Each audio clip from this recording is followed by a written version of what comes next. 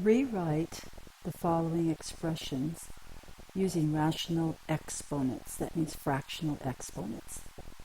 Part A, I have 2 times the cube root of a squared. I'm going to rewrite the cube root as the 1/3 power and put the radicand as the base in parentheses. So it's 2 times parentheses. A squared close parenthesis to the 1/3 power. See, the 1/3 power corresponds to the third root.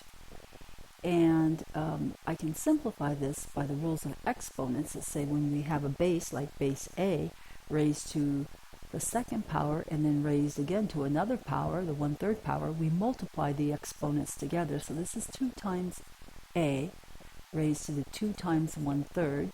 Multiply that, we get 2 times A to the 2/3.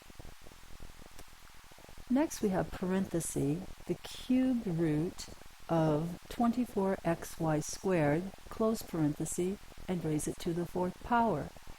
Inside of the parenthesis, I'm going to change the cube root to the 1/3 exponent. So we have outer parenthesis, inner parenthesis, and there's our base, our former radicand, 24xy squared. And now instead of taking the cube root of that, we're raising that base to the 1/3 power. And don't forget, we're raising the entire parenthesis to the 4th power.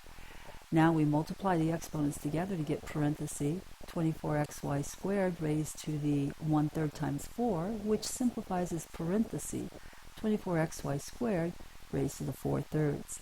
Now I'll warn you that if we hadn't used parentheses, the only thing being raised to the 4/3 power would be the value immediately adjacent to it on the left, down below. The y squared, everything else would just be sitting out there, which would be incorrect. So when you want to use a base, an entire base, you better put parentheses around it before you raise it to an exponent.